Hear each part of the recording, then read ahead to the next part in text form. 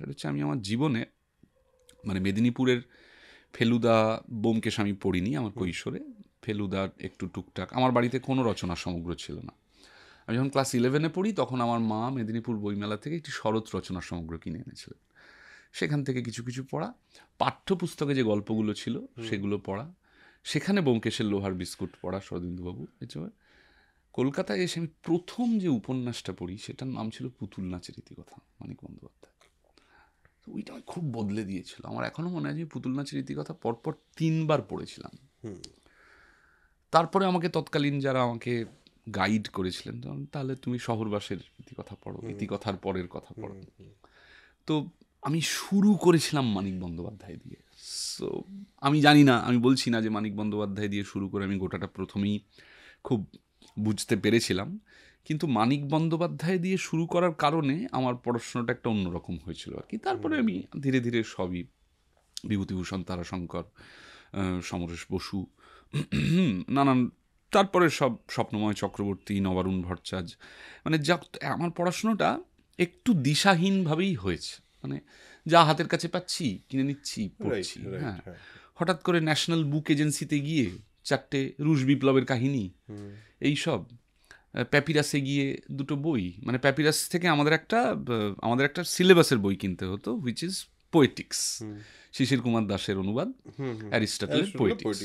এবার প্যাপিরাসে গেলাম ওই বইটা কিনতে, ওটা একটা চটি বই। হ্যাঁ, দেখতে গিয়ে আবার অন্য কোনো একটা বই চোখে পড়লো, শঙ্খবাবুর একটা বই চোখে পড়লো।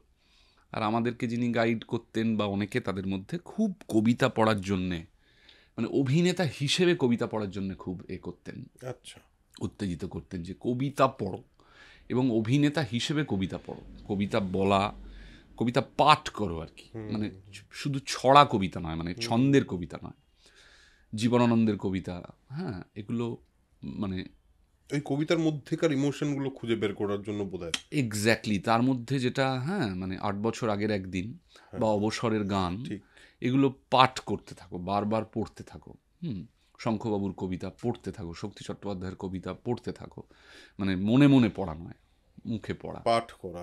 আরও একটা খুব ইন্টারেস্টিং এক্সারসাইজ আমাদেরকে দিয়ে, আমরা তখন যে ডিরেক্টরের সঙ্গে এবং শিক্ষকের সঙ্গে কাজ করেছি, তিনি একটা করাতেন, সেটা অদ্ভুত প্র্যাকটিস। মানে আমি এখন বুঝতে পারি যে রাইটার হিসেবে সেইটা খুব একরকমের একটা সাহায্য করে। সেটা হচ্ছে মানে কারো একজনের গল্প, শীর্ষেন্দু মুখোপাধ্যায়ের গল্প, বা তারাশঙ্করের গল্প, আমাদের একটা এক্সারসাইজ দিতেন যে গল্পটা যেখানে শেষ হয়েছে তারপরে এক্সটেন্সা লেখো ওই ভাষাটার সাথে সাজুজ্য রেখে। Kind of writing practice. একটা প্যারাগ্রাফ লেখো, গল্পটাকে আরেকটা প্যারাগ্রাফ এগো যেখানে শেষ হয়েছে, কিন্তু ওই ভাষাটা যেন মনে হয় যে এক্সটেনশন। প্রথম দিকে ভুল ভ্রান্তি বা কী হতো, তো এই খুব ইন্টারেস্টিং মানে হয়েছিল আর কি।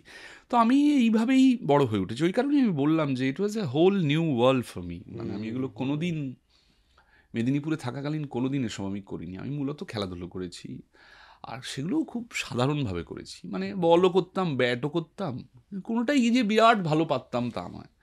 ফুটবলের রাইট আউটেও খেলতাম, ফরওয়ার্ডেও খেলতাম, ডিফেন্সেও খেলতাম, যে কিন্তু কোনোদিন যে আমাকে দেখে কারো মনে হয়েছে ছেলেটার খেলাটা অনেক দূর যাবে, বা আমার নিজের কখনো মনে হয়েছে যে আমি খেলে কিছু একটা করতে পারবো, এরকম কোনোদিন, মানে খুবই বেসিক এবং খুবই সাধারণ। তো কিন্তু কলকাতায় আসার পর আমার জীবনটা একেবারে সম্পূর্ণই বদলে গেছিলো আর কি। আর আমি এসে একটা খুব ইন্টারেস্টিং জায়গায় থাকতাম, কোলে মার্কেটে থাকতাম। হ্যাঁ, তো কোলে মার্কেট মানে মফস্বল থেকে এসে একজন প্রথম কলকাতায় আছে, এবং সেটা কোলে মার্কেটে, শিয়ালদা স্টেশন থেকে ঢিলছোঁড়া দূরত্বে। এবং কোলে মার্কেটে আপনি জানেন তো রাত হয় না, মানে কোলে মার্কেটে যত রাত বাড়তে থাকে তত ট্রাক বাড়তে থাকে, ভিড় বাড়তে থাকে। ওই রকম একটা রাত, আর নিয়ন আলো, হ্যাঁ,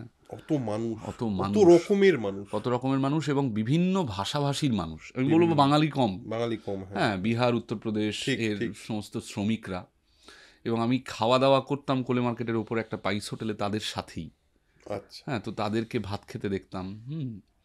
একটা এইটুকু ছোট্ট মাছের টুকরো, একটা বাটিতে ডাল, তরকারি, ডাল আর ভাতটাতে আলাদা পয়সা লাগতো না। ওটা পেট চুক্তি।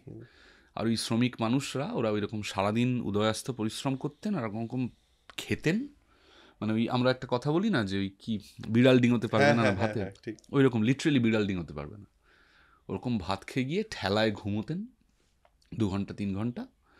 আর মানে যন্ত্রের মতো জীবন একটা, ভোর 3:30 4টে, আর ওখানে কমন টয়লেট ছিল আর কি। ফলে তো কোলে মার্কেটের ওই সমস্ত সবজি শ্রমিক যারা, তারাই যে বাথরুম ব্যবহার করতেন, আমরাও সেটাই করতাম সকলে।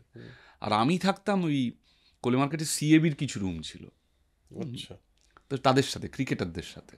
আচ্ছা। হ্যাঁ, তো অদ্ভুত একটা জীবন আমি ওইখান থেকে পেয়েছিলাম। তারপরে আমি ওইখানেই কাছাকাছি আমার স্ট্রিটে কিছু বন্ধু হয়, রজনীগুপ্ত রোতে, মানে একেবারেই খুব নতুন, মানে সেন্ট্রাল কলকাতায় গিয়ে পড়া এবং ওইখানে 6টা মাস কাটানো আমার কাছে খুবই নতুন আর কি। তারপরে তো আমি অনেক জায়গায় ঘুরেছি, বিভিন্ন জায়গায়।